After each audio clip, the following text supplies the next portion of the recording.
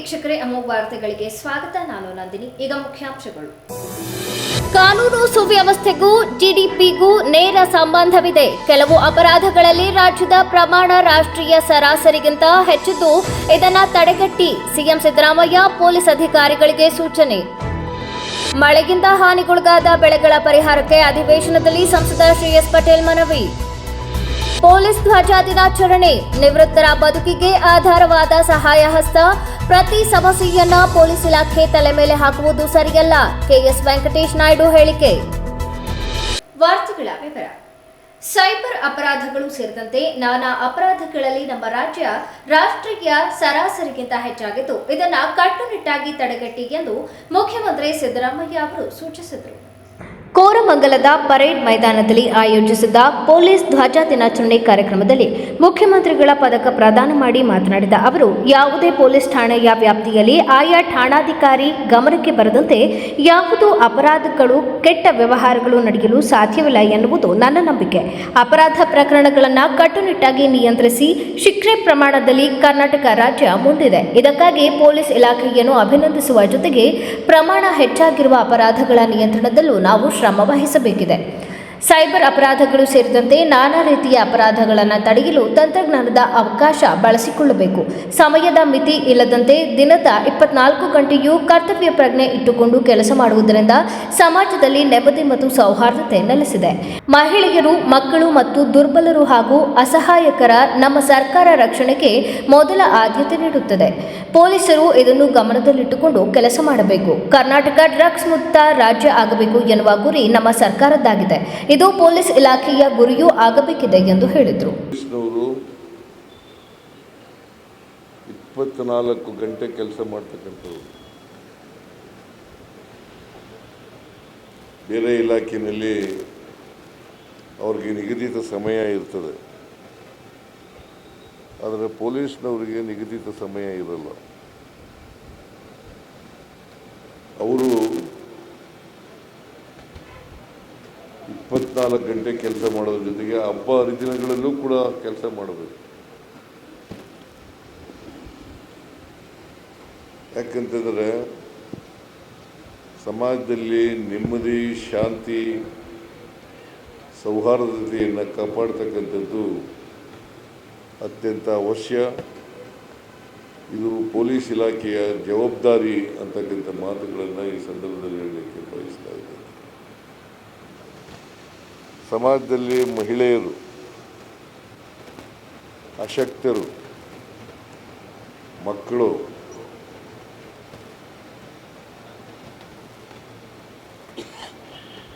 ಮತ್ತು ದುರ್ಬಲ ವರ್ಗದವರು, ಇವರಿಗೆ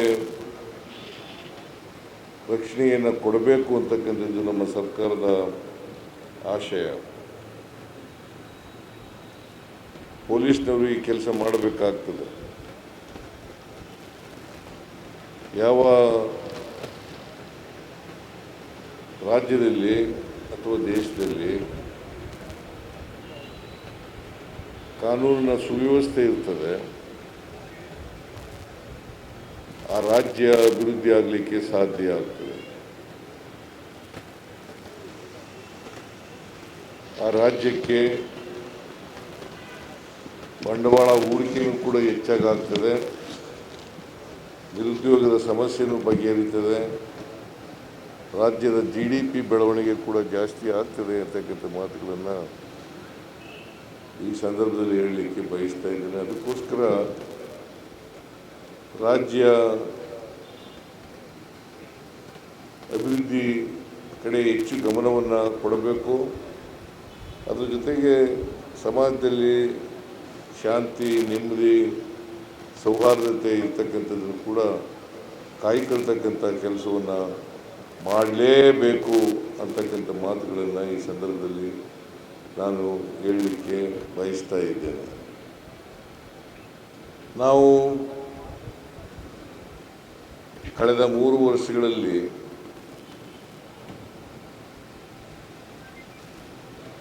ಕೊಲೆ, ದರೋಡೆ,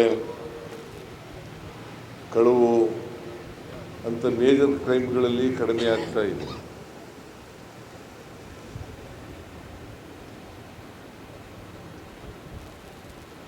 ಎರಡು 2024 10.75 ಇದ್ದದ್ದು ಈಗ 21ಕ್ಕಿಂತ ಕಡಿಮೆ ಆಗಿದೆ. ಅದು ಒಂದು ಕಡೆ. ಇದಕ್ಕೆ ಪೊಲೀಸ್ನವರ ಶ್ರಮ ಬಹಳ ಮುಖ್ಯ ಅಂತಕ್ಕಂಥ ಮಾತುಗಳನ್ನು ಅರ್ಥ ಮಾಡ್ಕೊಂಡು ನಾನು ಎಲ್ಲ ಪೊಲೀಸ್ನವರಿಗೆ ಅಭಿನಂದನೆಗಳನ್ನು ಸರ್ಕಾರದ ಪರವಾಗಿ ತಿಳಿಸಲಿಕ್ಕೆ ಬಯಸ್ತಾ ಇದ್ದೇನೆ. ಆದರೆ ಕೆಲವು ಅಪರಾಧಗಳಲ್ಲಿ ನಾವು ರಾಷ್ಟ್ರೀಯ ಸರಾಸರಿಗಿಂತ ಮೇಲೆ ಇದ್ದೇವೆ ಅಂತಕ್ಕಂಥದ್ದನ್ನು ಕೂಡ ನಾವು ಮರೀಲಿಕ್ಕೆ ಸಾಧ್ಯ ಇಲ್ಲ. ಈಗ ಸೈಬರ್ ಕ್ರೈಮ್ಗಳು ಮತ್ತು ಮಾದಕ ದ್ರವ್ಯಗಳು ಈ ಅಪರಾಧಗಳಲ್ಲಿ ನಾವು ಮೇಲೆ ಇದ್ದೀವಿ. ಕನ್ವಿಕ್ಷನ್ ರೇಟು ಕೂಡ ಕಡಿಮೆ ಇದೆ.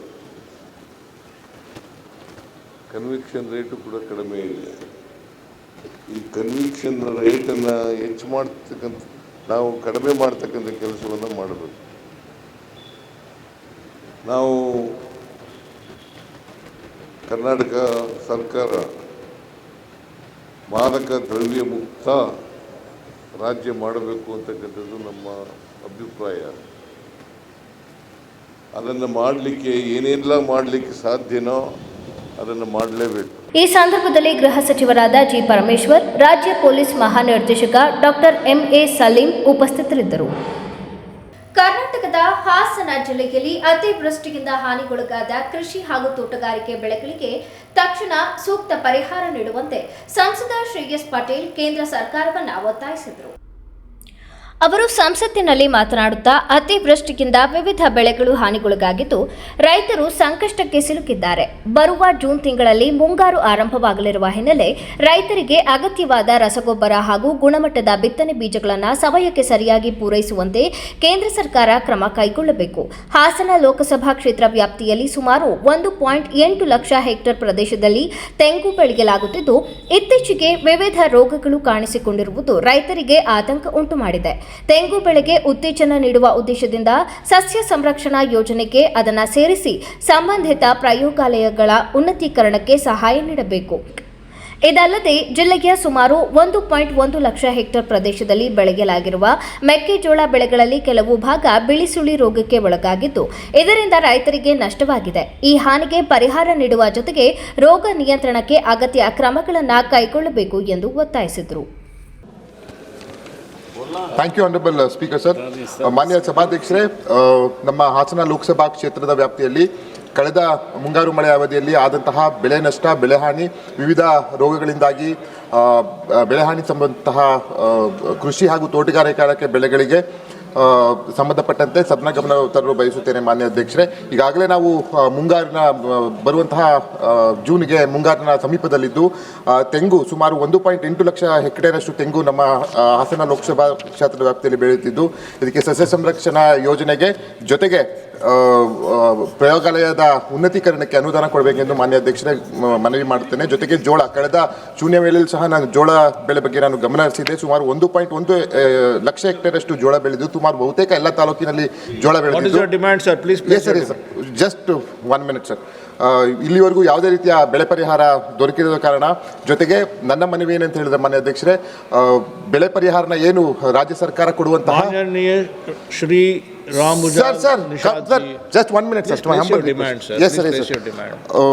ಬೆಳೆ ಪರಿಹಾರ ವಿಷಯದಲ್ಲಿ ನೇರವಾಗಿ ಮಿಲ್ಕ್ ಫೆಡರೇಷನ್ ಅವರು ಸಹ ನೇರವಾಗಿ ರೈತರಿಗೆ ಹೇಳಬೇಕೆಂದು ಮನವಿ ಮಾಡ್ತೇನೆ. ಜೊತೆಗೆ ಮಾನ್ಯ ಅಧ್ಯಕ್ಷರೇ, ರಾಜಮುಡಿ ಅಕ್ಕಿ ಅಂತ ಹೇಳಿದ್ರೆ ಮಾನ್ಯ ಅಧ್ಯಕ್ಷರೇ, ನಮ್ಮ ರಾಜ್ಯದಲ್ಲಿ ನಮ್ಮ ಜಿಲ್ಲೆಯಲ್ಲಿ ಅತ್ಯಂತ ಒಂದು ಇತಿಹಾಸ ಉಳ್ಳುವಂತಹ ಅಕ್ಕಿ ಇದಾಗಿದೆ ಮಾನ್ಯ ಅಧ್ಯಕ್ಷರೇ.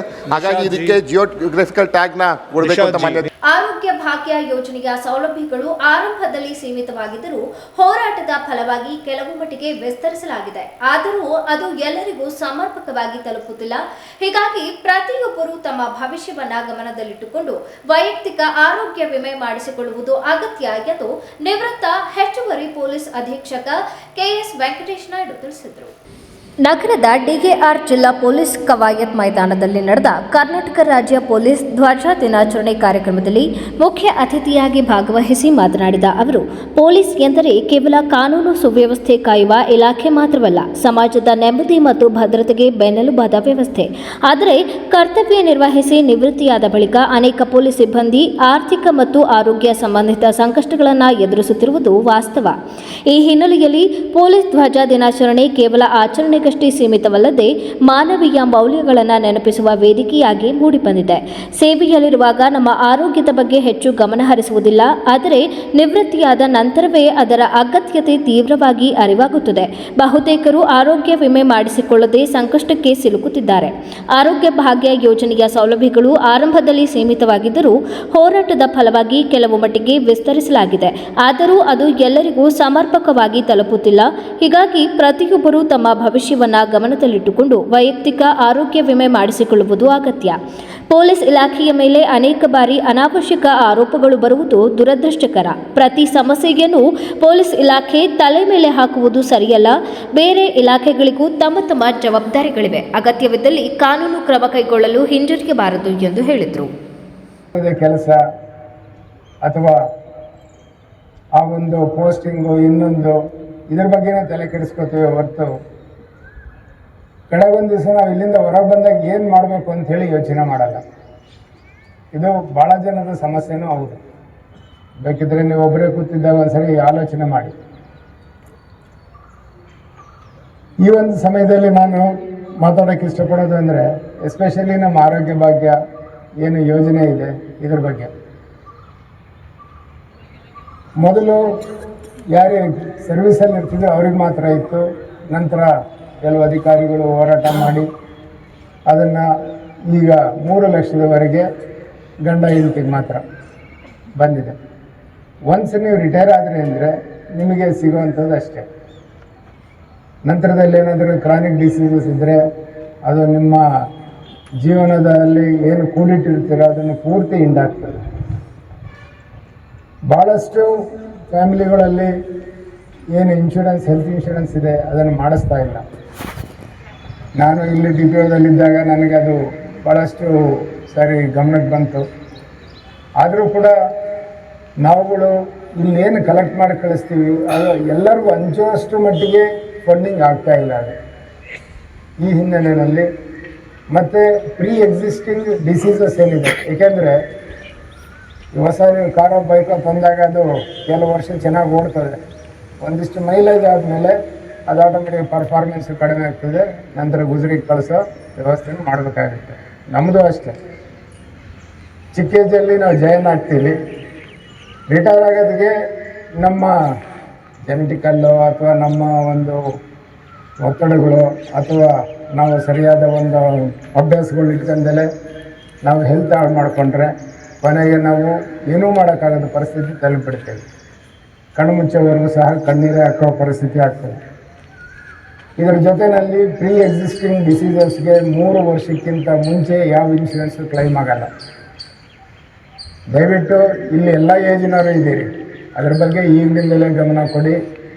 ಬೇರೆ ಬೇರೆ ಥರದ ಇನ್ಶೂರೆನ್ಸ್ ಪಾಲಿಸೀಸ್ ಇದೆ, ನಿಮಗೆ ಯಾವ ಸೂಟ್ ಆಗುತ್ತೋ ಅದನ್ನು ತಪ್ಪದಲ್ಲೇ ಪರ್ಚೇಸ್ ಮಾಡಿ. ಒಂದು, ಯಾರು ಇನ್ನೂ ಕರ್ತವ್ಯ ನಿರ್ವಹಿಸ್ತಾ ಇದ್ದೀರಿ ಅಧಿಕಾರಿಗಳು ಅಥವಾ ಏನು ರಿಟೈರ್ ಆಗಿದ್ದೀರಿ, ದಯವಿಟ್ಟು ಇರೋ ಪ್ರೀಮಿಯಮ್ ಈಗ ನಾವೇನು ಕಟ್ತೀವಿ ಅದನ್ನು ಕಟ್ಕೊಂಡು 100% ಕ್ಯಾಶ್ಲೆಸ್ ಮಾಡ್ಕೊಳೋ ಬಗ್ಗೆ ಮತ್ತೊಂದು ಹೋರಾಟ ಮಾಡಬೇಕಾಗ್ತದೆ, ಮಾಡಬೇಕು.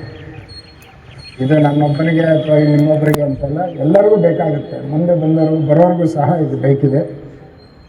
ಆ ಒಂದು ನಿಟ್ಟಿನಲ್ಲಿ ಎಲ್ಲರೂ ಕಾರ್ಯಪ್ರವೃತ್ತರಾಗಬೇಕು. ಅದೇ ರೀತಿ ನಿಮ್ಗೆ ಎಲ್ಲೆಲ್ಲಿ ಸಾಧ್ಯನೋ ಈ ಒಂದು ಧ್ವಜ ದಿನಾಚರಣೆ ಒಂದು ಅಂಗವಾಗಿ ದಯವಿಟ್ಟು ಎಷ್ಟು ಫಂಡ್ ಶೇಖರಣೆ ಮಾಡೋಕ್ಕಾಗ್ತದೋ ಅಷ್ಟನ್ನು ಮಾಡಿಕೊಡಿ. ಇದು ನನ್ನ ಕಳಕಳಿಯ ಮನವಿ. ಇದರ ಜೊತೆಯಲ್ಲಿ ನೀವುಗಳು ಏನು ಪೊಲೀಸ್ ಇಲಾಖೆಗೆ ಈಗ ಕೆಲಸ ನಿರ್ವಹಿಸ್ತಿದ್ದೀರಿ. ಬಹುಶಃ ಮೊದಲು ನಾವು ಅಂದ್ಕೊಂತಿದ್ವಿ ಏನಪ್ಪ ಟೆನ್ಷನ್ನು ಅದು ಇದು ಅಂಥೇಳಿ. ಸಮಾಜದಲ್ಲಿ ಬೆಳಿಗ್ಗೆ ಕೂಡ ನಮ್ಮ ಸ್ನೇಹಿತರ ಜೊತೆ ಮಾತಾಡ್ತಾ ಇದ್ದೆ, ಇಲ್ಲೇ ಬಂದಿದ್ದಾರೆ ಅವರು ಕೂಡ, ವಿಜಯ ಸಾರಥಿ ಅವರು. ಎಲ್ಲರಿಗಿಂತ ಹೆಚ್ಚು ನಾವು ಸಮಾಜದಲ್ಲಿ ಯಾಕೆ ಹಾಸುಹೊಕ್ಕಾಗಿದ್ದೀವಿ ಅಂದರೆ, ಪ್ರತಿಯೊಂದು ಹಂತದಲ್ಲಿ ಕೂಡ ಪೊಲೀಸಿನ ಒಂದು ಸಹಾಯ, ನೆರವು ಅಥವಾ ಅವರ ಒಂದು ಸಮಯ ಪ್ರಜ್ಞೆ ಇಲ್ಲ ಅಂದರೆ ಸೊಸೈಟಿ ಅಷ್ಟು ಚೆನ್ನಾಗಿ ನಡೆಯೋಕ್ಕೆ ಕಷ್ಟ ಆಗ್ತದೆ. ಅದು ಕೆಲವು ಸಾರಿ ನಮ್ಮ ಕೆಲವು ಮೌಲ್ಯಗಳ ಅಧಪತನ ಅಂತಲೂ ಹೇಳ್ಬೋದು. ಯಾಕೆಂದರೆ ಎಲ್ಲರಿಗೂ ನಾವೇನು ನಿಲ್ಲಿಸಬೇಕು ಅಂತ ಏನಿಲ್ಲ, ಆದರೆ ಪರಿಸ್ಥಿತಿ ಬದಲಾದಂಗೆ ನಾವು ಕೂಡ ಹೊಂದ್ಕೋಬೇಕಾಗ್ತದೆ. ಯಾವುದೇ ಇಲಾಖೆಗೆ ಜನ ಹೋಗೋದಾದರೆ ಒಂದು ಸಾರಿ ಅಥವಾ ಕೆಲವು ಸಾರಿ ಮಾತ್ರ. ಬಟ್ ಪೊಲೀಸ್ಗೆ ಹಂಗಾಗಲ್ಲ. ಪ್ರತಿದಿನ ನಾವು ಸರಿಯಾಗಿ ಕರ್ತವ್ಯ ನಿರ್ವಹಿಸಿದರೆ ನಮ್ಮ ಸಂಸಾರ ಅಂದರೆ ನಮ್ಮ ಫ್ಯಾಮಿಲಿಯಿಂದ ಹಿಡಿದು ಕೊನೆವರೆಗೂ ಸಹ ಅದೆಲ್ಲರೂ ಅನುಕೂಲನೇ ಆಗ್ತದೆ. ಶಾಂತಿ ಮತ್ತು ನೆಮ್ಮದಿಯ ಒಂದು ವಾತಾವರಣವನ್ನು ನಿರ್ಮಾಣ ಮಾಡ್ತದೆ. ಜಿಲ್ಲಾ ಪೊಲೀಸ್ ವರಿಷ್ಠಾಧಿಕಾರಿ ಶುಭನ್ವಿತಾ ಮಾತನಾಡಿ, ಪೊಲೀಸ್ ಸಿಬ್ಬಂದಿ ತಮ್ಮ ವೈಯಕ್ತಿಕ ಕಷ್ಟಗಳನ್ನು ಮರೆತು ಸಮಾಜದ ಹಿತಕ್ಕಾಗಿ ನಿರಂತರ ಸೇವೆ ಸಲ್ಲಿಸುತ್ತಿದ್ದಾರೆ. ಜನತೆ ಮತ್ತು ಪೊಲೀಸ್ ಇಲಾಖೆ ನಡುವೆ ವಿಶ್ವಾಸ ಮತ್ತು ಸಹಕಾರ ಹೆಚ್ಚಾದರೆ ಮಾತ್ರ ಸಮಾಜದಲ್ಲಿ ಶಾಂತಿ, ಭದ್ರತೆ ಮತ್ತಷ್ಟು ಬಲವಾಗುತ್ತದೆ.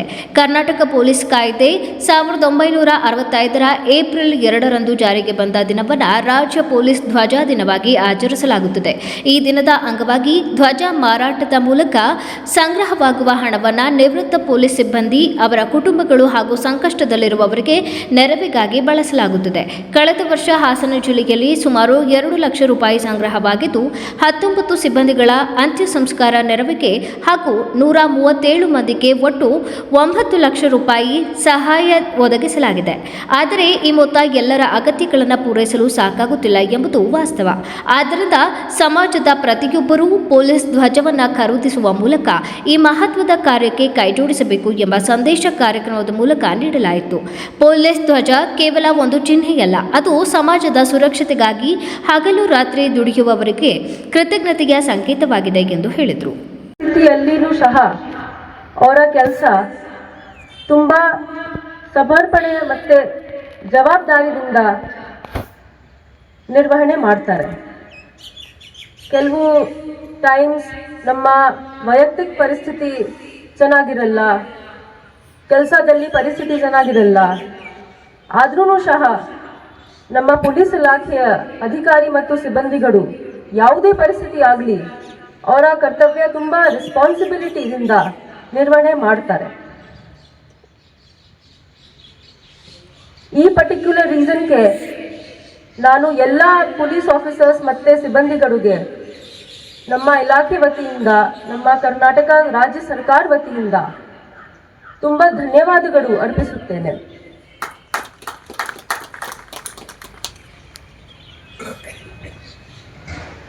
ಮತ್ತೆ ತಾವು ಎಲ್ಲರಿಗೂ ಗೊತ್ತಿದೆ, ಕರ್ನಾಟಕ ನಮ್ಮ ಪೂರ್ತಿ ದೇಶದಲ್ಲಿ one of the most peaceful States ಆಗಿದೆ.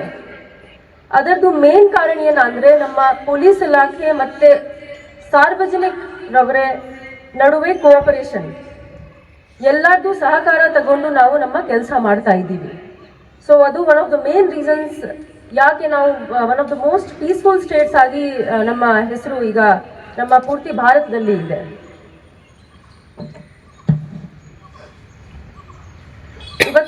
ಇವತ್ತಿನ ಕಾರ್ಯಕ್ರಮ ಬಗ್ಗೆ ಕೆಲವು ಮಾತು ಹೇಳ್ತೀನಿ ತಾವು ಎಲ್ಲರಿಗೆ.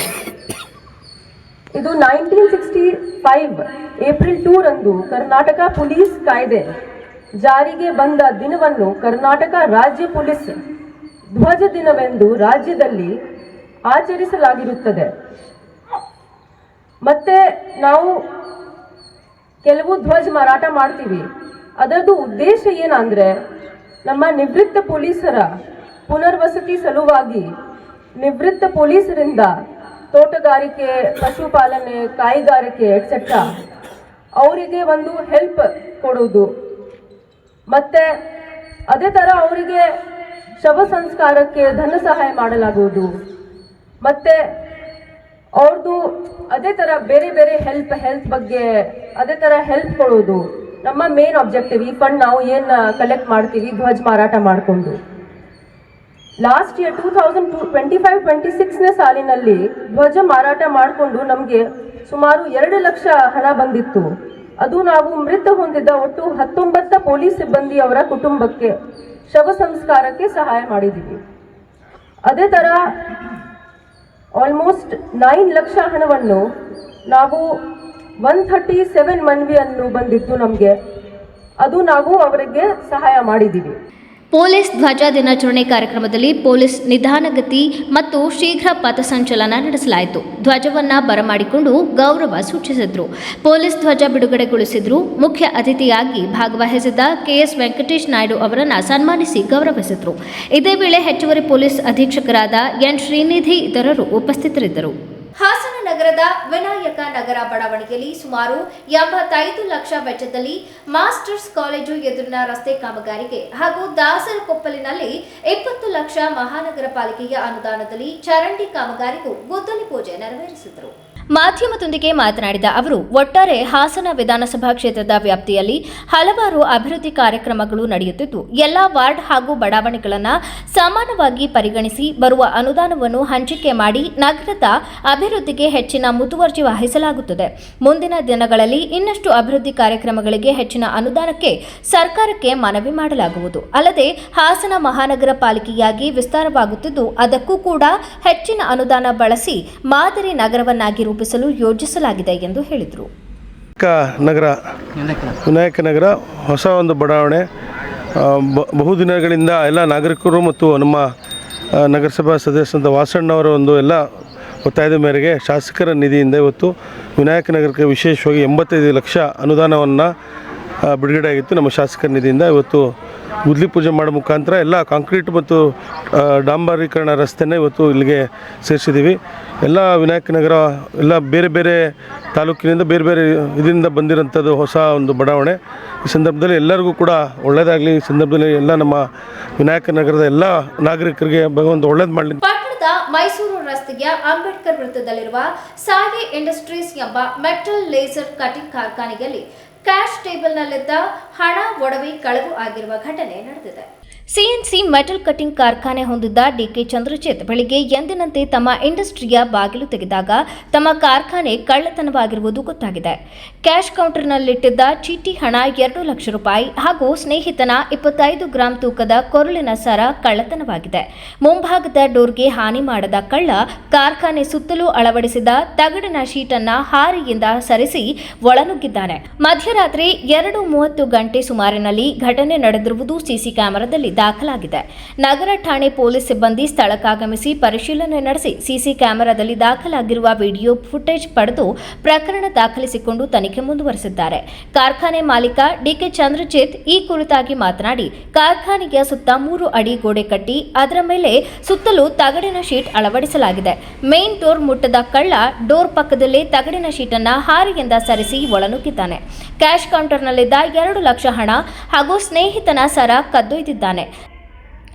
ಸರ ಅಡವಿಟ್ಟಿದ್ದ ಸ್ನೇಹಿತ ಬಿಡಿಸಿಕೊಂಡು ಕೊಂಡಿ ಮುರಿದಿದ್ದ ಕಾರಣ ಇಲ್ಲೇ ಇಟ್ಟಿರು ಎಂದು ಸರವನ್ನ ಕೊಟ್ಟಿದ್ದ. ಆ ಸರದೊಂದಿಗೆ ಹಣ ಕಳ್ಳತನವಾಗಿದೆ ಎಂದು ಹೇಳಿದರು. ನನಗೆ ಒಂದು ಶ್ರೀಸಾಯಿ ಲೇಡರ್ಸ್ ಇಂಡಸ್ಟ್ರೀಸ್ ಇಟ್ಕೊಂಡಿದ್ದೀನಿ ಫ್ಯಾಕ್ಟ್ರಿ. ಅಂಬೇಡ್ಕರ್ ಸರ್ಕಲಲ್ಲಿ ನಮ್ಮ ಫ್ಯಾಕ್ಟ್ರಿ ಇರೋದು.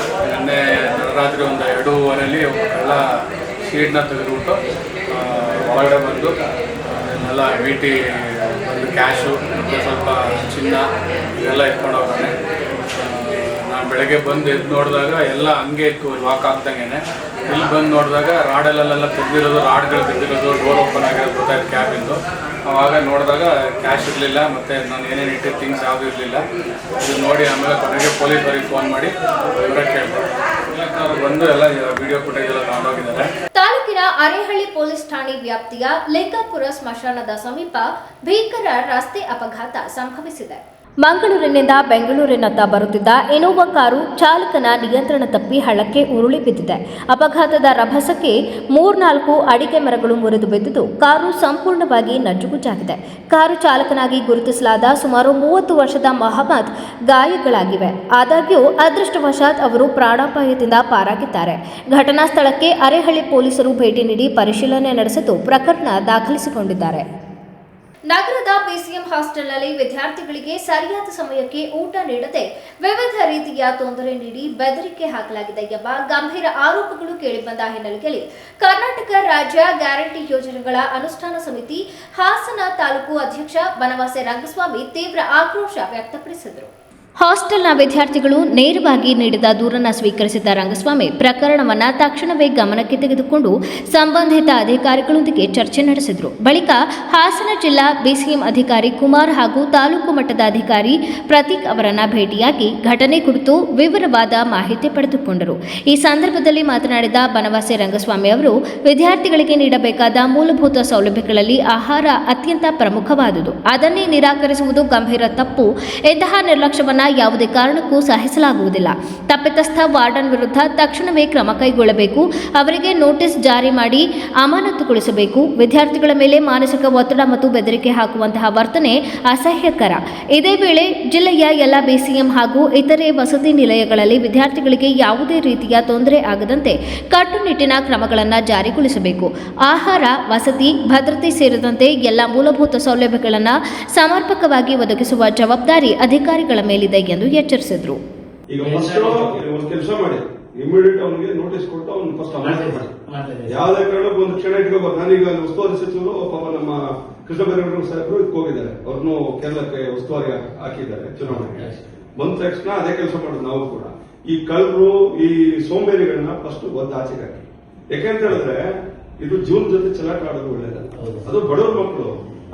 ಈಗ ನಾವು ಸರ್ಕಾರ ನಡೆಸೋದೇ ಬಡವರಿಗೆ, ದಿನದಲಿತರಿಗೆ, ಯಾರು ಹೊಂದಿದ್ದಾರೆ, ಹಸುವಿನಿಂದ ಬಳಲ್ತಿದ್ದಾರೆ, ಇಂಥದಕ್ಕೆ ಸರ್ಕಾರ ನಡೆಸುವಂತದ್ದು. ಇದು ಬಿಟ್ಟುಬಿಟ್ಟು ಇಲ್ಲಿ ಶೋಕಿ ಮಾಡ್ಕೊಂಡು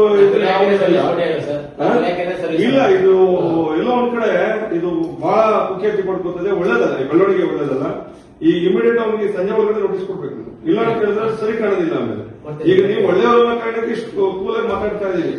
ಬಟ್ ಮೀರಿದ್ರೆ ನಿಮ್ನು ಕೂಡ ಮುಂದಿನ ದಿನಗಳು ಬಿಡಲ್ಲ. ಯಾಕಂದ್ರೆ ನಾವು ಇಷ್ಟೆಲ್ಲ ಸರ್ಕಾರ ಇಟ್ಕೊಂಡು ನಡೀತದೆ ಅಂತ ಸುಮ್ಮನೆ ಇರ್ಬೇಕು. ನಾವು ತಪ್ಪಾಗ್ತದೆ ಇದೆಲ್ಲ. ದಯಮಾಡಿ ಸಂಜೆ ಒಳಗಡೆ ನೋಟಿಸ್ ಕೊಡಿ. ಈಗ ಆ ಮಕ್ಕಳೆಲ್ಲ ಇನ್ನೊಂದ್ಸರಿ ಕೂರಿಸ್ಕೊಂಡು ಏನ್ ಕಷ್ಟ ಸುಖ ಅವ್ರನ್ನ ಕೇಳ್ಕೊಂಡು ಅವ್ರ ಬದುಕು ಕಟ್ಕೊಡುವಂತದ್ದು ಮಾಡಿ. ಈಗ ಎಜುಕೇಶನ್ ಅಂತ ಅವ್ರ ಹಣೆವರ, ಬಟ್ ಅವ್ರಿಗೆ ಹೊಟ್ಟೆ ತುಂಬಿಸುವಂತ ಕೆಲಸ ನಾವು ಮಾಡ್ಬೇಕಲ್ವಾ? ಅಲ್ವಾ? ಅದೊಂದು ಕರ್ತವ್ಯ ಅಲ್ವಾ? ಅವ್ನು ಹೇಳ್ತಾನ್ರಿ, ಹೊಟ್ಟೆ ಕಲ್ಚೂರು ಅನ್ನತ್ತೆ. ಅವನು ವಯಸ್ಸಿಗೆ ಬರ್ತಾ ಇದ್ದಾನೆ, ಆ ಮಕ್ಳಿಗೆ ಊಟ ಇಲ್ಲ ಅಂತ ಹೇಳಿದಾಗ ಅವ್ನು ಮಿಸ್ ಆಯ್ತಾನೆ. ಇವರು ಏನಂತಿದ್ರೆ ಅವ್ರ ಮನೆ ಚೆನ್ನಾಗಿ ಇರ್ಲಾಕ್ ಬರ್ತಿದ್ರು ಅವರು, ಅಲ್ವಾ? ಸರ್ಕಾರ ಇಂಥ ಮಕ್ಕಳಿಗೆ ನಾವು ಬದುಕು ಕಟ್ಕೊಡ್ಬೇಕು ಅಂತ ಅಲ್ವಾ? ದಯಮಾಡಿ ಇದನ್ನ ಇನ್ನೊಂದ್ಸರಿ ಹಾಕ್ಬಾರ್ದು. ಕೇಂದ್ರ ಸರ್ಕಾರ 4 ಕಾರ್ಮಿಕ ಸಂಹಿತೆಗಳಿಗೆ ನಿಯಮಗಳನ್ನು ಜಾರಿಗೆ ತರುತ್ತಿರುವುದನ್ನು ಖಂಡಿಸಿ ದೇಶದಾದ್ಯಂತ ಕಾರ್ಮಿಕರು ಕರಾಳ ದಿನಾಚರಣೆ ನಡೆಸುತ್ತಿದ್ದು, ಹಾಸನ ಜಿಲ್ಲೆಯಲ್ಲಿಯೂ ಕೂಡ ಕಾರ್ಮಿಕ ಸಂಘಟನೆಗಳ ಜಂಟಿ ಸಮಿತಿ ಸಂಯುಕ್ತ ಹೋರಾಟ ಕರ್ನಾಟಕ ಹಾಗೂ ಹಾಸನ ಜಿಲ್ಲಾ ಜನಪರ ಚಳವಳಿಗಳ ಒಕ್ಕೂಟದ ನೇತೃತ್ವದಲ್ಲಿ ಪ್ರತಿಭಟನೆ ನಡೆಸಿತು. ಸಿಐಟಿಯು ಜಿಲ್ಲಾಧ್ಯಕ್ಷ ಧರ್ಮೇಶ್ ಉದ್ದೇಶಿಸಿ ಮಾತನಾಡಿ, ಈ 4 ಕರಾಳ ಸಂಹಿತೆಗಳಲ್ಲಿರುವ ಪ್ರಮುಖ ಕಾರ್ಮಿಕ ವಿರೋಧಿ ಅಂಶಗಳೆಂದರೆ ಕಾರ್ಮಿಕರ ಸಂಘಟನೆಗೆ ಕಠಿಣ ನಿಯಮಗಳು, ಕಾರ್ಮಿಕ ಸಂಘಗಳ ನೋಂದಣಿ ಕಷ್ಟಕರ ಅಲ್ಲದೆ ರದ್ದತಿ ಸುಲಭವಾಗಲಿದೆ, ಉದ್ಯೋಗದಾತರ ಕಾನೂನುಗಳ ಉಲ್ಲಂಘನೆಗಳನ್ನು ಅಪರಾಧವಲ್ಲದಂತೆ ಮಾಡುವುದಾಗಿದೆ, ಕಾರ್ಮಿಕ ಸಂಘಟನೆಗಳ ಚಟುವಟಿಕೆಗಳನ್ನು ಅಪರಾಧೀಕರಣ ಎಂದು ಬಿಂಬಿಸಲಾಗುತ್ತದೆ ಎಂದರು. ಕೆಲಸದ ಗಂಟೆಗಳಿಗೆ ಮಿತಿ ಇಲ್ಲದಂತೆ ಮಾಡುವುದಾಗಿದ್ದು ಮುಷ್ಕರ ಹಕ್ಕು ಅಸಾಧ್ಯವಾಗುತ್ತದೆ, ಖಾಯಂ ಅವಧಿಯ ಉದ್ಯೋಗಗಳನ್ನು ಇಲ್ಲವಾಗಿಸುವುದು ಉದ್ದೇಶವಾಗಿದೆ ಎಂದು ದೂರಿದರು. ಸಾಮಾಜಿಕ ಭದ್ರತಾ ವ್ಯವಸ್ಥೆಯನ್ನು ದುರ್ಬಲಗೊಳಿಸುವುದು, ಕನಿಷ್ಠ ವೇತನವನ್ನು ಬಡತನ ರೇಖೆಗಿಂತ ಕಡಿಮೆ ಮಟ್ಟದಲ್ಲಿ ನಿಗದಿ ಮಾಡುವುದು, ಖಾಯಂಯೇತರ ಕಾರ್ಮಿಕರಿಗೆ ಹಕ್ಕುಗಳೇ ಇಲ್ಲದಂತೆ ಮಾಡುವುದು ಹಾಗೂ ಕಾರ್ಮಿಕರಿಗೆ ಸುರಕ್ಷತಾ ನಿಯಮಗಳನ್ನು ಕಡಿಮೆ ಮಾಡುವುದಾಗಿದೆ ಎಂದು ಆಕ್ರೋಶ ವ್ಯಕ್ತಪಡಿಸಿದರು. ಈಗಿನ ಸಂಘಟನೆಗಳು ಬಿಡಿ, ಹೊಸದಾಗಿ ಕಾರ್ಮಿಕರ ಸಂಘ ಕಟ್ಟೋದು ಬಹಳ ಕಠಿಣ ಆಗುತ್ತಿಲ್ಲ. ಅವ್ರು ಹಾಕುವಂತ ರೂಲ್ಸ್ಗಳನ್ನು ನೀವು ಯಾರು ಫಾಲೋ ಮಾಡೋಕ್ಕಾಗೋದಿಲ್ಲ. ಎರಡನೇದು, ಈಗಿರ್ತಕ್ಕಂಥ ಸಂಘಗಳು, ಅದು ಯಾವುದೇ ಕಾರ್ಮಿಕ ಸಂಘಗಳಿರಲಿ, ಆ ಸಂಘಗಳನ್ನ ಉಳಿಸೋದು ಭಾರಿ ಕಷ್ಟ ಆಗುತ್ತೆ. ಅವ್ರಿಗೆ ಆಡಿಟ್ ಕೊಡಬೇಕಾಗುತ್ತೆ, ಎಲ್ಲ ರಸೀದಿ ಕೊಡಬೇಕಾಗುತ್ತೆ. 50,000 ರೂಪಾಯಿ ಮೇಲೆ ಏನು ವಹಿವಾಟು ಮಾಡಿದ್ರೆ ಎಲ್ಲ ಥರ ರೂಲ್ಸ್ಗಳನ್ನ ಅಪ್ಲೈ ಮಾಡ್ತಾರೆ. ಇವತ್ತು ಜಾರಿ ಮಾಡಕ್ ಆಗೋದೇ ಇಲ್ಲ ಅನ್ನೋಷ್ಟು ಮಟ್ಟಕ್ಕೆ ಬಹಳ ಕಠಿಣವಾಗಿರ್ತಕ್ಕಂಥ ನಿಯಮಗಳನ್ನ ಜಾರಿ ಮಾಡಿದ್ದಾರೆ ಇವತ್ತಿಂದ. ಆನಂತರ ನೀವು ಸ್ಟ್ರೈಕ್ ಮಾಡೋದಕ್ಕೆ, ಮುಷ್ಕರ ಮಾಡೋದಕ್ಕೆ ಇವತ್ತಿಂದ ನಿಮ್ಮ ಹಕ್ಕುಗಳಿರೋದಿಲ್ಲ. ನೀವು ಮುಷ್ಕರ ಮಾಡಬೇಕು ಅಂದರೆ 60 ದಿವಸ ಮುಂಚೆ ನೋಟಿಸ್ ಕೊಡಬೇಕಿಲ್ಲ. ನೋಟಿಸ್ ಕೊಟ್ಟರು ಕೂಡ ಅವ್ರು ಮುಷ್ಕರ ಮಾಡ್ಲಿಕ್ಕೆ ಅವಕಾಶ ಇರೋದಿಲ್ಲ. ಅವ್ರ ಮಾತುಕತೆ ಕರೆದು ಮುಷ್ಕರ ಮಾಡೋಗಿಲ್ಲ. ಆಗ ಒಂದು ವೇಳೆ ನೀವು ಮುಷ್ಕರ ಮಾಡಿದರೆ ನಿಮ್ಮ ಸಂಬಳನೂ ಕಟ್ ಮಾಡ್ಬೋದು. ನಿಮ್ಮ ಮೇಲೆ ಕ್ರಿಮಿನಲ್ ಮೊಕದ್ದಮೆಗಳನ್ನ ಹೂಡ್ಲಿಕ್ಕೆ ಇವತ್ತು ಅವಕಾಶ ಮಾಡಿಕೊಟ್ಟಿದ್ದಾರೆ. ನಿಮ್ಮನ್ನು ಕೆಲಸದ ಕಿತ್ತಾಕ್ದಾಗ, ನಿಮಗೆ ಸಂಬಳ ಕೊಡದೇ ಇದ್ದಾಗ, ನಿಮಗೆ PF ಕೊಡದೇ ಇದ್ದಾಗ, ಬೋನಸ್ ಕೊಡದೇ ಇದ್ದಾಗ ನೀವು ಮುಷ್ಕರ ಮಾಡಬೇಡಿ ಅಂತ ಇವತ್ತು ನಿಯಮಗಳನ್ನ ಇವತ್ತು ಮೋದಿ ಸರ್ಕಾರದವ್ರು ತಂದಿದ್ದಾರೆ. ಮತ್ತೆ ಮುಂದುವರೆದಾಗೆ ನಿಮಗಿನ ಸಾಮಾಜಿಕ ಬದ್ಧತೆಗಳಿರೋದಿಲ್ಲ. ಜೊತೆಗೆ ಚೌಕಾಸಿ ಮಾಡೋ ಹಕ್ಕು, ಕಾರ್ಮಿಕರಿಗಿರ್ತಕ್ಕಂಥ ಚೌಕಾಸಿ ಹಕ್ಕು ಅಂದರೆ ನಮಗೆ ಇಷ್ಟು ಸಂಬಳ ಕೊಡಬೇಕು, ಇಷ್ಟು ಬೋನಸ್ ಕೊಡಬೇಕು ಅನ್ನೋವಂಥ ಬಾರ್ಗೇನ್ ಮಾಡ್ತಕ್ಕಂಥ ಹಕ್ಕಿದೆಯಲ್ಲ, ಆ ಚೌಕಾಸಿ ಮಾಡೋ ಹಕ್ಕುಗಳು ಇರೋದಿಲ್ಲ. ಇನ್ನು ಪ್ರತಿಭಟನೆಯಲ್ಲಿ ಕೆಪಿಆರ್ಎಸ್ ಜಿಲ್ಲಾಧ್ಯಕ್ಷ HR ನವೀನ್ ಕುಮಾರ್, CITU ಜಿಲ್ಲಾ ಪ್ರಧಾನ ಕಾರ್ಯದರ್ಶಿ BM ಪುಷ್ಪಾ, ಹರೀಶ್ ಕಟ್ಟೆಬೆಳಗುಲಿ, MG ಪೃಥ್ವಿ, ಹುಲಿಕಲ್ ರಾಜಶೇಖರ್, HN ಪರಮಶಿವಯ್ಯ, ಅರವಿಂದ್, ರಮೇಶ್, ಹಿರಿಯ ನಾಯಕರು ಸೇರಿದಂತೆ ಹಲವು ಮುಖಂಡರು ಉಪಸ್ಥಿತರಿದ್ದರು. ನೀರು ಎಂಬುದು ಅಮೂಲ್ಯವಾಗಿದ್ದು ಇದರಿಂದ ಜೀವ ಉಳಿಸಬಹುದು. ಮನುಷ್ಯ ತಾನು ಬದುಕುವ ಜೊತೆಗೆ ಪ್ರಾಣಿ ಪಕ್ಷಿಗಳಿಗೂ ಕೂಡ ದಯೆ ತೋರಬೇಕು. ತೀವ್ರಗೊಳ್ಳುತ್ತಿರುವ ಬೇಸಿಗೆ, ಒಣಗುತ್ತಿರುವ ನೀರಿನ ಮೂಲಗಳು, ನೀರಿಗಾಗಿ ಅಲೆದಾಡುವ ಅಮೋಘ ಜೀವಿಗಳು, ಈ ವಾಸ್ತವದ ನಡುವೆಯೇ ಮಾನವೀಯತೆ ಬೆಳೆಸಿಕೊಳ್ಳುವುದು ಮುಖ್ಯ ಎಂದು ಪ್ರಧಾನ ಮತ್ತು ಜಿಲ್ಲಾ ಸತ್ರ ನ್ಯಾಯಾಧೀಶೆ ಮಂಜುಳಾ ಹೇಳಿದರು. ಜಿಲ್ಲಾ ಕಾನೂನು ಸೇವೆಗಳ ಪ್ರಾಧಿಕಾರ, ವಕೀಲರ ಸಂಘ ಹಾಗೂ ವಾಟರ್ ಫಾರ್ ವಾಯ್ಸ್ಲೆಸ್ ಇವರ ಸಂಯುಕ್ತಾಶ್ರಯದಲ್ಲಿ ವಿಶ್ವ ಜಲ ದಿನದ ಅಂಗವಾಗಿ ಹಮ್ಮಿಕೊಳ್ಳಲಾಗಿದ್ದ ಅರಿವು ನೆರವು ಕಾರ್ಯಕ್ರಮವನ್ನು ಉದ್ಘಾಟಿಸಿ ಮಾತನಾಡಿದ ಅವರು, ನೀರು ಕೇವಲ ಮನುಷ್ಯರ ಅವಶ್ಯಕತೆ ಮಾತ್ರವಲ್ಲ, ಪ್ರಾಣಿ ಪಕ್ಷಿಗಳ ಬದುಕಿನ ಮೂಲವೂ ಆಗಿದೆ. ನಾವು ದಿನನಿತ್ಯ ಜೀವನದಲ್ಲಿ ನೀರನ್ನು ಹಲವಾರು ರೀತಿಯಲ್ಲಿ ಬಳಸುತ್ತೇವೆ. ಆದರೆ ನಮ್ಮ ಸುತ್ತಲಿನ ಮೂಕಜೀವಿಗಳಿಗೆ ನೀರು ಸಿಗುತ್ತಿದೆಯೇ ಎಂಬುದನ್ನು ಯೋಚಿಸುವ ಮನೋಭಾವ ಬೆಳೆಸಿಕೊಳ್ಳಬೇಕು. ಈ ದಿನಗಳಲ್ಲಿ ಪಕ್ಷಿಗಳು, ಬೀದಿ ಪ್ರಾಣಿಗಳು ನೀರಿಗಾಗಿ ಪರದಾಡುವ ದೃಶ್ಯ ಸಾಮಾನ್ಯವಾಗುತ್ತಿದೆ. ಈ ಸಂದರ್ಭದಲ್ಲಿ ಮನೆಗಳ ಮುಂದೆ, ತೋಟಗಳಲ್ಲಿ, ರಸ್ತೆ ಬದಿಗಳಲ್ಲಿ ಸಣ್ಣ ಪಾತ್ರೆಗಳಲ್ಲಿ ನೀರು ಇಡುವುದು ಸಹ ಒಂದು ಮಹತ್ವದ ಸೇವೆಯಾಗಿದೆ.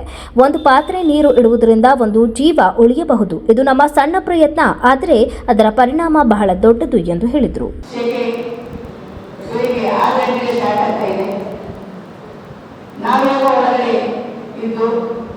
ನಮಗೆ ಒದಗಿಸಿಕೊಡುವಂತಹ ಮುನ್ಸಿಪಾಲಿಟಿ ನೀರನ್ನ, ಬೋರ್ವೆಲ್ ನೀರನ್ನ ಅಥವಾ ಬಾವಿಯ ನೀರನ್ನ ಬಳಸ್ತೀವಿ.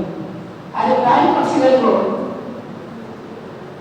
ಏನಾಗಬೇಕು, ನಾವು ವೇಸ್ಟ್ ಮಾಡುವಂತಹ ನೀರನ್ನ ಆ ಪಕ್ಷಿಗಳಿಗೆ, ಪ್ರಾಣಿಗಳಿಗೆ ಜೀವ ಉಳಿಸ್ಕೊಳ್ತವೆ. ಅವರ ಏನು ನೀರಿನ ಒಂದು ಇದಿದೆ ಅದನ್ನು ನೀಗಿಸ್ಕೊಳ್ತವೆ. ಈ ಒಂದು ವಿಚಾರ ಹೇಳ್ಬೇಕಂತ ಹೇಳಿದ್ರೆ, ನಾನು ಕಲಬುರಗಿಯಲ್ಲಿದ್ದೆ. ಅಲ್ಲಿ ಸೆಕೆ 6 ಗಂಟೆಗೆಲ್ಲ 5 ಗಂಟೆಗೆ ಸ್ಟಾರ್ಟ್ ಆಗಿರ್ತದೆ. ಬೆಳಗಿನ 4 ಗಂಟೆವರೆಗೆ ಮಾತ್ರ ನಿದ್ದೆ ಬರೋದು. ಮತ್ತೆ ಇದೇ ರೀತಿ ಎದ್ದು ನೋಡುವ ತಲೆನೋವುದೇ ಹಿಂದೆ ತಲೆನೋವು ಅಷ್ಟು ಸೆಕೆ ಇರ್ತಿತ್ತು. ನಾನು ಹೇಳ್ತೀನಿ ಅಂದರೆ ಪ್ರಾಣಿಗಳಿಗೆ, ನಾಯಿಗಳು ತುಂಬ ಇರುವಲ್ಲಿ ನೀರಿಟ್ಟಿಗೆ ಒಂದ್ಸಲ ಬಕೆಟ್ ಆಗಿರ್ತಿದೆ. ಯಾರ ಬಗ್ಗೆ ಕೊಟ್ಕೊಂಡ್ಬಿಟ್ರು. ಇನ್ನೊಂದು ಇದೆ, ಏನು ಪೇಂಟ್ ಎಲ್ಲ ಮಾಡ್ತಾರೆ, ಅದನ್ನು ಅದೇ ಹಾಕೊಂಡು ಅದನ್ನು ಇಟ್ಬಿಟ್ಟು ಅದನ್ನು ಕೊಟ್ಕೊಂಡ್ಬಿಟ್ರು. ಮನಸ್ಸಿಗೆ ಹೆಂಗಿದೆ ಅಂತ ಹೇಳ್ಬಿಟ್ಟು ಕೊನೆಗೆ ಒಂದು ನಾವು ಏನು ಸಿಮೆಂಟ್ ಒಂದು ಹೂವಿನ ಗುಡ್ಡ ಒಂದು ಅದನ್ನು ಇಟ್ಬಿಟ್ಟೆ. ಅದನ್ನು ಒಟ್ಕೊಳ್ಳೋಕ್ಕಾಗಿಲ್ಲ, ಅದು ನೀರನ್ನು ಒಟ್ಕೊಂಡು ಇಂಥ ಪರಿಸ್ಥಿತಿಯನ್ನು ನಮ್ಮಲ್ಲಿದ್ದಾರೆ. ಸೊ ನಮ್ಮ ಮನಸ್ಸಿಗೆ ನಾವು ಬದಲಾವಣೆ ಮಾಡ್ಕೋಬೇಕಾಗಿದೆ. ನಾವೆಲ್ಲರೂ ಹೋಗಿ ನಾವು ಬಂದಾಗ ನೀರನ್ನು ಕುಡಿಯುವಾಗ ಪರ್ಚೇಸ್ ಮಾಡ್ತಾರೆ. ಪ್ರಾಣಿಗಳಿಗೆ, ಪಕ್ಷಿಗಳಿಗೆ ನಾವು ಇಟ್ಟರೆ ಮಾತ್ರ ಆ ಸೌಲಭ್ಯ ಸಿಗುತ್ತದೆ. ಸೊ ಹಾಗಾಗಿ ನಮ್ಮ ಮನಸ್ಸಿಗೆ ನಾವು ಬದಲಾವಣೆ ಮಾಡಿಕೊಂಡು ಎಲ್ಲೆಲ್ಲಿ ಜಾಗಗಳಿವೆ ಅವರಿಗೆ ಸ್ವಲ್ಪ ನಾವು ವೇಸ್ಟ್ ಮಾಡುವಂಥ ನೀರನ್ನಾಗಿ ಬಿಟ್ಟರೆ ನಾವೊಂದು ನೈಸರ್ಗಿಕವಾದ ಏನು ಹಕ್ಕಿಗಳ ಕಟಕ ಇರ್ಬೋದು, ಪ್ರಾಣಿಗಳ ಒಂದು ಒಳನಾಟ ಇರ್ಬೋದು, ಅದು ನಿಜವಾಗಿ ನಮಗೆ ಒಂದು ತೃಪ್ತಿಯನ್ನು ಕೊಡುವಂತಹ ಒಂದು ಜೀವನ ನೀಡಲು ಇಷ್ಟಪಡ್ತೀನಿ ನಾನು. ಆ ನಿಟ್ಟಿನಲ್ಲಿ ನಾವು ಈ ಏನು ನೈಸರ್ಗಿಕ ಸಂಪತ್ತನ್ನು ಕೂಡ ನಾವು ಉಳಿಸ್ಕೋಬೇಕು. ಕಾರ್ಯಕ್ರಮದಲ್ಲಿ ವಕೀಲರ ಸಂಘದ ಅಧ್ಯಕ್ಷ ಕಾರ್ಲೆ ಮೊಗಣ್ಣಗೌಡ, 2ನೇ ಅಧಿಕೃತ ಜಿಲ್ಲಾ ಮತ್ತು ಸತ್ರ ನ್ಯಾಯಾಧೀಶರಾದ BM ಶೈಲಾ, ಕೌಟುಂಬಿಕ ನ್ಯಾಯಾಲಯದ ಪ್ರಧಾನ ನ್ಯಾಯಾಧೀಶ ಮಹಮ್ಮದ್ ಅಶ್ರಫ್ ಆರಿಸ್, FTSC 1 ಅಧಿಕ ಜಿಲ್ಲಾ ನ್ಯಾಯಾಧೀಶ ಎಚ್ಎಂ ದೇವರಾಜು, ಸಾರ್ವಜನಿಕ ಸಂಪರ್ಕ ಅಧಿಕಾರಿ ಆಮ್ರಿ ಪ್ರಫುಲ್ ಮಭನ್, ಹಿರಿಯ ಸಿವಿಲ್ ನ್ಯಾಯಾಧೀಶರಾದ ಜಿಕೆ ದಾಕ್ಷಾಯಣಿ ಇತರರು ಉಪಸ್ಥಿತರಿದ್ದರು. ಈಗ ಜಾಹೀರಾತು. ನೀವು ನಿಮ್ಮ ಚಿನ್ನವನ್ನು ಪ್ರಸ್ತುತ ದರದಲ್ಲಿ ಮಾರಾಟ ಮಾಡಬೇಕೇ? ನೀವು ನಿಮ್ಮ ಗಿರವಿ ಇಟ್ಟಿರುವ ಚಿನ್ನವನ್ನು ಬಿಡಿಸಲು ಹಣ ಬೇಕೇ? ಹಿಂದೆ ಕರೆ ಮಾಡಿ ಸ್ಕಂದ ಗೋಲ್ಡ್ ಕಂಪನಿ 7996089960.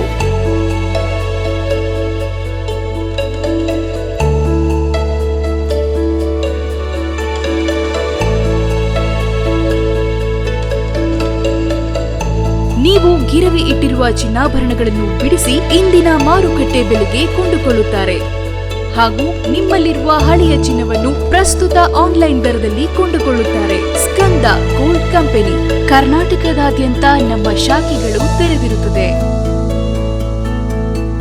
ಸ್ಕಂದ gold company city bus stand ಹತ್ತಿರ, ಎವಿಕೆ ಕಾಲೇಜ್ ರಸ್ತೆ, ಇಂಡಿಯನ್ ಬ್ಯಾಂಕ್ ಪಕ್ಕ, ಹಾಸನ. ಹಿಂದೆ ಕರೆ ಮಾಡಿ 7996089960.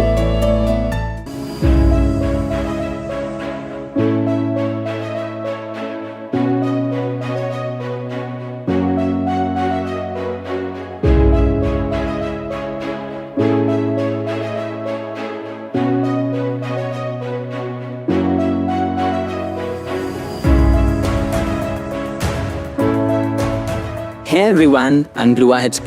I'm Kritika Tia, Studying in class 12 of Bharat's PU Academy. We are proud to introduce Bharat's Academy, a newly established institution in science which is dedicated for excellence education in curricular and non-curricular activities. Hello everyone, myself Barira Kauning. Myself Naba Zahra. We are from Bharat's PU Academy. I'm really proud to express the excellent and well-organized schedule of our college. A good college schedule plays a vital role in every student's life by shaping their future along with their knowledge, skills and character. Our college follows an academic system which focuses on both theoretical and competitive learning. Our college provides a well-disciplined yet friendly environment, a modern laboratories, a well-stocked library, digital learning facilities that support the students in their studies.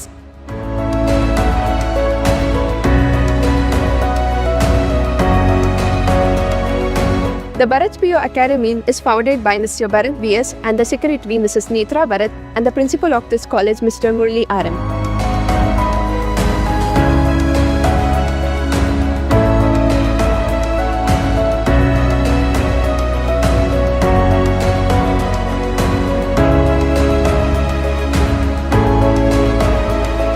It's been a great experience studying in Bharat's Academy since I train especially for competitive exams like JEE, NEET, CET and NDA with individual care and support. Also, we are taught by highly qualified and experienced lecturers. ನಮಸ್ಕಾರ, ನಾನು ಭರತ್ ಅಂತ. So ನಮ್ಮದು ಭರತ್ಸ್ PU academy ಏನಿದೆ Hassan ಹಳ್ಳಿಕಟ್ಟೆ circle ಸಾಲ್ಗಮೆ ರಸ್ತೆನಲ್ಲಿ, ಇಲ್ಲಿ 2026-27ನೇ ಸಾಲಿನ admissions already open ಆಗಿದೆ. Complete competitive coaching college ಅಂತ ಹೇಳಿ ಹಾಸನದಲ್ಲಿ ಹೆಸರಾಗಿರುವಂಥ ನಮ್ಮ ಕಾಲೇಜಿನಲ್ಲಿ JEಗೆ ಸಪ್ರೇಟು, ನೀಟ್ಗೆ ಸಪ್ರೇಟು 2 ಬ್ಯಾಚ್ಗಳನ್ನು ನಾವು ಸ್ಟಾರ್ಟ್ ಮಾಡ್ತಾ ಇದ್ದೀವಿ. ಸೊ ಆದಷ್ಟು ಬೇಗ ಅಡ್ಮಿಷನ್ಸ್ ಎಲ್ಲ ಮುಗೀತಾ ಇದೆ. ಸೊ ದಯಮಾಡಿ ಪೇರೆಂಟ್ಸ್ಗಳು ಆದಷ್ಟು ಬೇಗ ಸದುಪಯೋಗ ಪಡ್ಕೊಳ್ಳಿ, ಆದಷ್ಟು ಬೇಗ ಬಂದು ನಿಮ್ಮ ಮಕ್ಕಳನ್ನ ಅಡ್ಮಿಷನ್ಸ್ ಮಾಡಿ. ಸೊ ಭರತ್ಸ್ ಅಕಾಡೆಮಿ ಹೊಸದಾಗಿ ಭರತ್ಸ್ ಅಕಾಡೆಮಿ ನಿಮ್ಮ ಮುಂದೆ ಬಂದಿದೆ. ಹಳ್ಳಿಕಟ್ಟಿ ವೃತ್ತ, ಸಾಲ್ಗಾಮಿ ರಸ್ತೆ, ಹಾಸನ. ಭರತ್ಸ್ ಅಕಾಡೆಮಿ ಗುಣಮಟ್ಟದ ಶಿಕ್ಷಣ, ಶಿಸ್ತು ಮತ್ತು ಸಂಸ್ಕಾರದ ಕಲಿಕೆಗೆ ಮತ್ತೊಂದು ಹೆಸರೇ ಚಿಕ್ಕಮಗಳೂರಿನ ಸೆಂಟ್ ಮೇರಿಸ್ ಪದವಿ ಪೂರ್ವ ಕಾಲೇಜು. 10 ಎಕರೆ ವಿಶಾಲವಾದ ಪರಿಸರ ಸ್ನೇಹಿ ಆವರಣ, ವಿಶ್ವದರ್ಜೆಯ ಪ್ರಯೋಗಾಲಯಗಳು, ನೈಸರ್ಗಿಕವಾಗಿ ನಿರ್ಮಿಸಿರುವ ವಿಶಾಲವಾದ ಶಾಲಾ ಕೊಠಡಿಗಳು, ಬಾಲಕ ಬಾಲಕಿಯರಿಗೆ ಪ್ರತ್ಯೇಕ ಹಾಸ್ಟೆಲ್ ವ್ಯವಸ್ಥೆ, 400 ಜನರು ಒಟ್ಟಿಗೆ ಕುಳಿತು ಊಟ ಮಾಡಬಹುದಾದ ಡೈನಿಂಗ್ ಹಾಲ್, ಅತ್ಯಂತ ಅನುಭವಿ ನುರಿತ ಶಿಕ್ಷಕರ ವೃಂದ, ಹೀಗೆ ಎಲ್ಲ ಮೂಲಭೂತ ವ್ಯವಸ್ಥೆಗಳಿಂದ ವಿದ್ಯಾರ್ಥಿಗಳ ಸೇವೆಗೆ ಸಕಲ ರೀತಿಯಿಂದಲೂ ಕಾಲೇಜು ಸಜ್ಜುಗೊಂಡಿದೆ.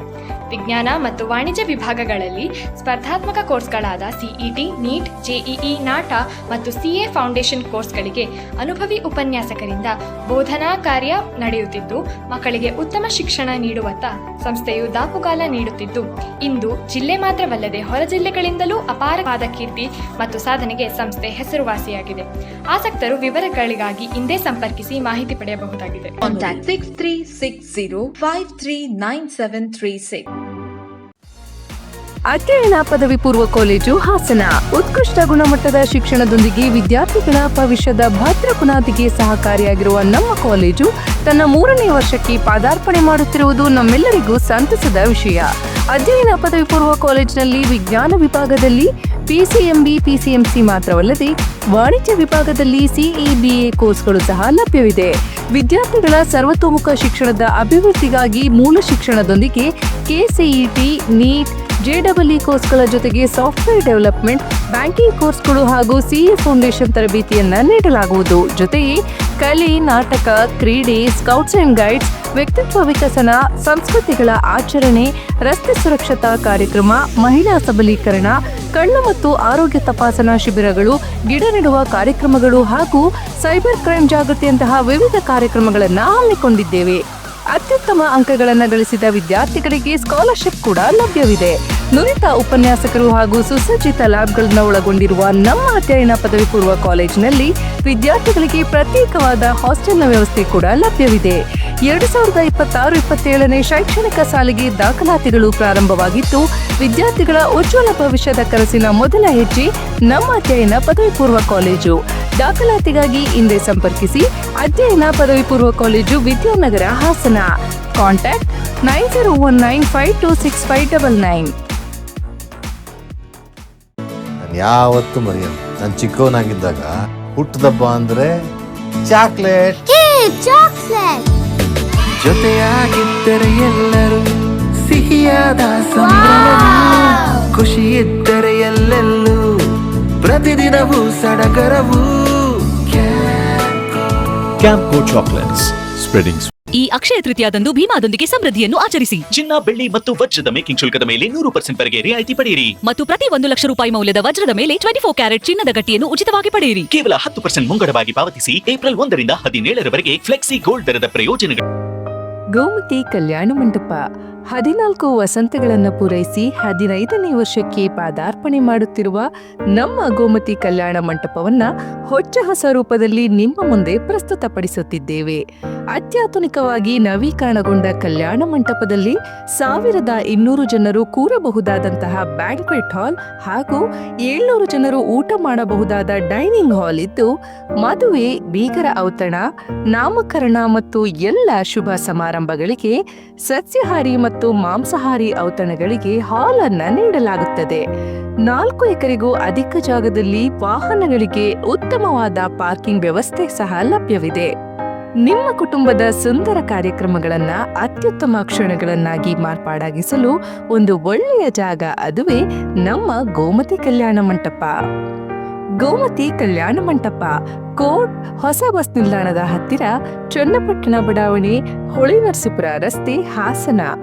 ಬುಕಿಂಗ್ ಹಾಗೂ ಹೆಚ್ಚಿನ ಮಾಹಿತಿಗಾಗಿ ಸಂಪರ್ಕಿಸಿ 9484272661 ಮತ್ತು 8970568666. ಮತ್ತೊಮ್ಮೆ ನಮ್ಮ ವಾರ್ತೆಗಳಿಗೆ ಸ್ವಾಗತ.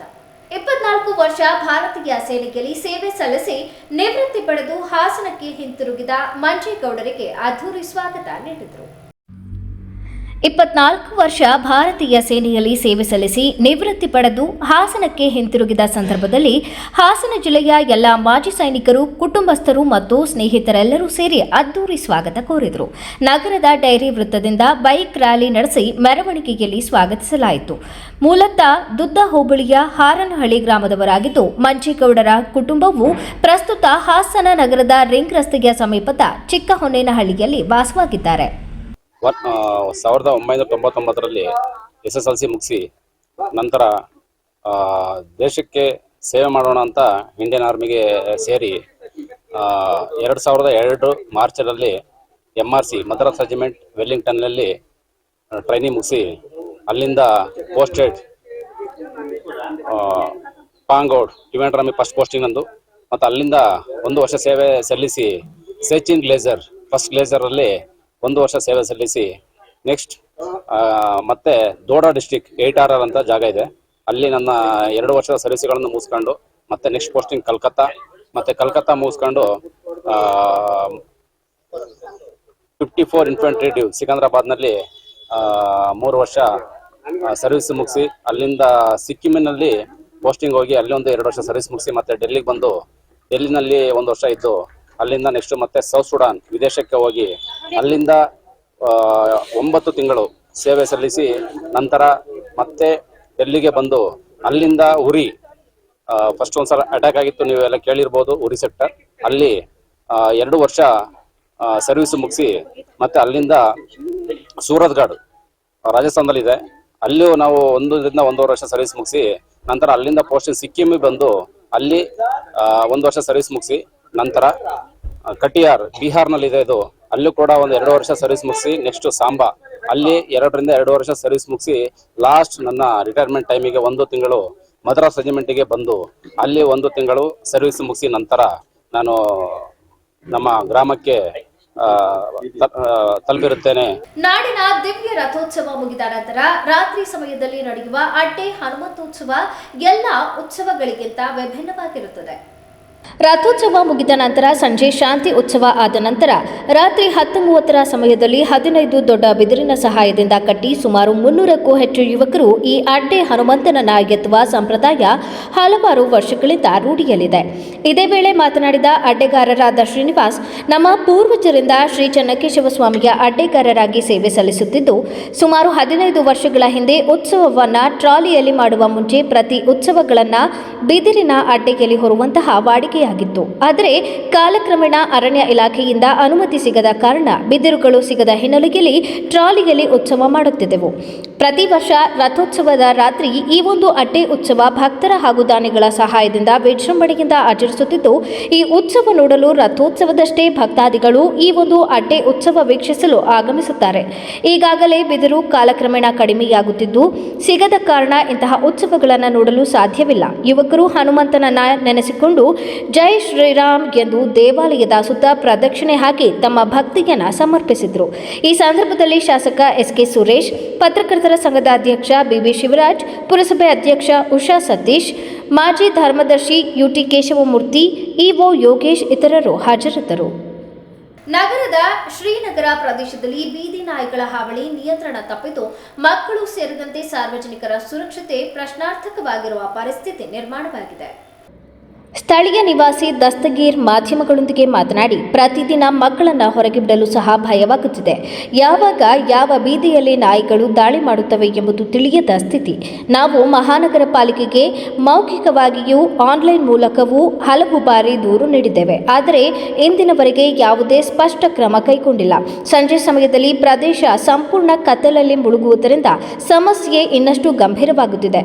ಬೀದಿ ದೀಪಗಳ ಕೊರತೆ ಹಾಗೂ ನಾಯಿಗಳ ಗುಂಪುಗಳು ಬೀದಿಗಳ ಅಡ್ಡಾಡುವುದರಿಂದ ಮಕ್ಕಳು, ಮಹಿಳೆಯರು ಮತ್ತು ವೃದ್ಧರು ಹೊರಗೆ ಓಡಾಡಲು ಸಹ ಹೆದರಿಕೆ ಅನುಭವಿಸುತ್ತಿದ್ದಾರೆ. ಇಂತಹ ಪರಿಸ್ಥಿತಿಯಲ್ಲಿ ಅನಾಹುತ ಸಂಭವಿಸಿದರೆ ಅದರ ಹೊಣೆ ಯಾರು ಹೊರುತ್ತಾರೆ? ಜಿಲ್ಲಾಧಿಕಾರಿಗಳು ಹಾಗೂ ಮಹಾನಗರ ಪಾಲಿಕೆ ಅಧಿಕಾರಿಗಳು ಸ್ಥಳಕ್ಕೆ ಭೇಟಿ ನೀಡಿ ನಿಜ ಸ್ಥಿತಿಯನ್ನು ಪರಿಶೀಲಿಸಬೇಕು. ಶ್ರೀನಗರದಂತಹ ಬಡಾವಣೆಗಳಲ್ಲಿ ಮೂಲಭೂತ ಸೌಕರ್ಯಗಳ ಕೊರತೆ ಹೇಗೆ ಜನಜೀವನವನ್ನು ಸಂಕಷ್ಟಕ್ಕೆ ತಳ್ಳುತ್ತಿದೆ ಎಂಬುದನ್ನು ಅರ್ಥ ಮಾಡಿಕೊಳ್ಳಬೇಕು ಎಂದು ಹೇಳಿದರು. 4-5 ಮಕ್ಕಳಿಗೆ ನಿನ್ನೆ ಸಂಜೆ ಒಂದು 7 ಗಂಟೆಗೆ ನಾಯಿಗಳು ಹಾವಳಿ ಮಾಡಿವೆ, ಸಿಕ್ಕಾಪಟ್ಟೆ ಕಚ್ಚಿದೆ. ಇನ್ನು ಬಾಕಿ ಮಕ್ಕಳಿಗೆ ಹಾಸ್ಪಿಟ್ಲಿಗೆ ಕರ್ಕೊಂಡು ಹೋಗಿದ್ದಾರೆ. ಈ ಮಗುಗೆ ಹಾಸ್ಪಿಟ್ಲಿಗೆ ಕರ್ಕೊಂಡು ಹೋಗಿ ಬಂದಿರೋದೀಗ.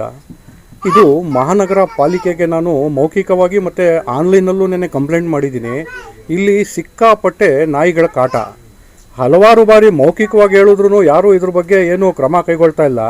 ಈಗ ಮಕ್ಕಳಿಗೆ ಈ ಥರ ಆಗಿದೆ, ಯಾರು ಹೊಣೆ? ಇನ್ನು ಮುಂದಾದರೂ ಸಂಬಂಧಪಟ್ಟ ಮಹಾನಗರ ಪಾಲಿಕೆಯ ಅಧಿಕಾರಿಗಳು ನಾಯಿಗಳ ಹಾವಳಿಯನ್ನು ಇದು ಮಾಡಲಿಲ್ಲ ಅಂತ ಹೇಳಿದ್ರೆ ಮುಂದೆ ಆಗುವ ಏನಾರು ಅನಾಹುತ ಆದರೆ ಇದಕ್ಕೆ ಮಹಾನಗರ ಪಾಲಿಕೆಯ ಸಂಬಂಧಪಟ್ಟ ಅಧಿಕಾರಿಗಳೇ ಹೊಣೆ ಹಾಕ್ತಾರೆ. ನೀವು ದಯವಿಟ್ಟು ತಮ್ಮಲ್ಲಿ ಏನು ಕೇಳ್ಕೊಳ್ತೀನಿ ಅಂತ ಹೇಳಿದ್ರೆ ಜಿಲ್ಲಾ ಆಡಳಿತ DC ಮೇಡಮ್ ಅವ್ರ ಹತ್ರ, ಮೇಡಮ್ ಅವರೇ ನಮ್ಮ ಶ್ರೀನಗರ ಜೈಲಿಂಬಾಗಕ್ಕೆ ಬಂದು ತಾವು ನೋಡಿದ್ರೆ ಯಾವ ಥರ ಪರಿಸ್ಥಿತಿ ಇದೆ ಅಂತ ಹೇಳಿದ್ರೆ ರಾತ್ರಿ 7 ಗಂಟೆ ಆದರೆ ಫುಲ್ ಕತ್ಲು. ಇಲ್ಲಿ ಯಾವ ಬೀದಿಯಲ್ಲಿ ಏನಾಗುತ್ತೆ ಅಂತಲೇ ಹೇಳೋಕ್ಕಾಗಲ್ಲ, ಆ ಥರ ಸಮಸ್ಯೆ ಇದೆ. ದಯವಿಟ್ಟು ನೀವು ಎಲ್ಲೆಲ್ಲೋ ಓಡಾಡ್ತೀರಾ, ಶ್ರೀನಗರ ಸ್ಲಮ್ಮಿಗೆ ಬಂದು ನೀವು ರಾತ್ರಿ ಹೊತ್ತು ಓಡಾಡಿದ್ರೆ ನಿಮಗೆ ಇಲ್ಲಿ ಜೀವನ ಯಾವ ಥರ ನಡೀತಾ ಇದೆ, ಏನು ಅಭಿವೃದ್ಧಿ ಕಂಡಿದೆ ಅಂತೇಳಿ ತಮಗೆ ಅರ್ಥ ಆಗುತ್ತೆ.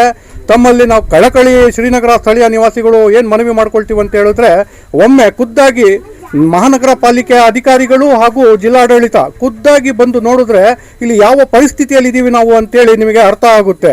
ಪ್ರತಿ ವರ್ಷದಂತೆ ಈ ವರ್ಷವೂ ಕೂಡ ಶ್ರೀ ಚನ್ನಕೇಶವ ಸ್ವಾಮಿಯವರ ಬ್ರಹ್ಮ ರಥೋತ್ಸವದ ಅಂಗವಾಗಿ ಸ್ಟೇಟ್ ಬ್ಯಾಂಕ್ ಆಫ್ ಇಂಡಿಯಾ ವತಿಯಿಂದ ಭಕ್ತಾದಿಗಳಿಗೆ ಮಜ್ಜಿಗೆ ವಿತರಣೆ ಮಾಡಲಾಯಿತು. ಬೇಲೂರು ಪಟ್ಟಣದ ವಿವಿಧ ಶಾಖೆಗಳಾದ Ashwini branch, Nehru Nagar branch, temple road branch ಸೇರಿದಂತೆ 4 ಶಾಖೆಗಳ ಎಲ್ಲ ಸಿಬ್ಬಂದಿಗಳ ಸಹಯೋಗದಲ್ಲಿ ಈ ಸೇವಾ ಕಾರ್ಯ ನಡೆಯಿತು. ಸಾವಿರಾರು ಭಕ್ತರು ರಥೋತ್ಸವಕ್ಕೆ ಆಗಮಿಸಿದ ಸಂದರ್ಭದಲ್ಲಿ ತಂಪಾದ ಮಜ್ಜಿಗೆ ವಿತರಣೆ ಮೂಲಕ ಎಸ್ಬಿಐ ಸಿಬ್ಬಂದಿ ಸೇವಾ ಮನೋಭಾವ ಪ್ರದರ್ಶಿಸಿದರು. ಈ ಸಂದರ್ಭದಲ್ಲಿ ಎಸ್ಬಿಐ ನೆಹರು ನಗರ ಶಾಖೆಯ ವ್ಯವಸ್ಥಾಪಕಿ ಪ್ರಿಯದರ್ಶಿನಿ ಮಮತಾ, ಎಸ್ಬಿಐ ಬ್ಯಾಂಕ್ ವ್ಯವಸ್ಥಾಪಕರಾದ ಕಿರಣ್, ಸಂತೋಷ್, ಅಶ್ವಿನಿ, ಆದಿತ್ಯ, ಮಂಜುನಾಥ್, ಸಾಯಿ ಕಿರಣ್, ಎಸ್ಬಿಐ ಮಂಜು, ರಮೇಶ್, ಪ್ರದೀಪ್, ಚೇತನ್, ಸುನೀಲ್, ಲಕ್ಷ್ಮಿ, ತುಷಾಂಗಿ, ಸುಮಿತ್ರಾ, ಅಮೃತ್, ಮನೋಜ್, ಅಡುಗೆ ರವಿ, ತೀರ್ಥಂಕರ್ ಸೇರಿದಂತೆ ಇತರರು ಹಾಜರಿದ್ದರು. ಕೊನೆಯಲ್ಲಿ ಮತ್ತೊಮ್ಮೆ ಮುಖ್ಯಾಂಶಗಳು. ಕಾನೂನು ಸುವ್ಯವಸ್ಥೆಗೂ ಜಿಡಿಪಿಗೂ ನೇರ ಸಂಬಂಧವಿದೆ. ಕೆಲವು ಅಪರಾಧಗಳಲ್ಲಿ ರಾಜ್ಯದ ಪ್ರಮಾಣ ರಾಷ್ಟ್ರೀಯ ಸರಾಸರಿಗಿಂತ ಹೆಚ್ಚಿದ್ದು, ಇದನ್ನು ತಡೆಗಟ್ಟಿ ಸಿಎಂ ಸಿದ್ದರಾಮಯ್ಯ ಪೊಲೀಸ್ ಅಧಿಕಾರಿಗಳಿಗೆ ಸೂಚನೆ. ಮಳೆಗಿಂತ ಹಾನಿಗೊಳಗಾದ ಬೆಳೆಗಳ ಪರಿಹಾರಕ್ಕೆ ಅಧಿವೇಶನದಲ್ಲಿ ಸಂಸದ ಶ್ರೀ ಎಸ್ ಪಟೇಲ್ ಮನವಿ. ಪೊಲೀಸ್ ಧ್ವಜ ದಿನಾಚರಣೆ, ನಿವೃತ್ತರ ಬದುಕಿಗೆ ಆಧಾರವಾದ ಸಹಾಯ ಹಸ್ತ. ಪ್ರತಿ ಸಮಸ್ಯೆಯನ್ನ ಪೊಲೀಸ್ ಇಲಾಖೆ ತಲೆ ಮೇಲೆ ಹಾಕುವುದು ಸರಿಯಲ್ಲ. ಕೆಎಸ್ ವೆಂಕಟೇಶ್ ನಾಯ್ಡು ಹೇಳಿಕೆ. ಮುಂದಿನ ವಾರ್ತಾ ಸಂಚಿಕೆಯಲ್ಲಿ ಮತ್ತೊಮ್ಮೆ ಭೇಟಿಯಾಗೋಣ. ನಮಸ್ಕಾರ.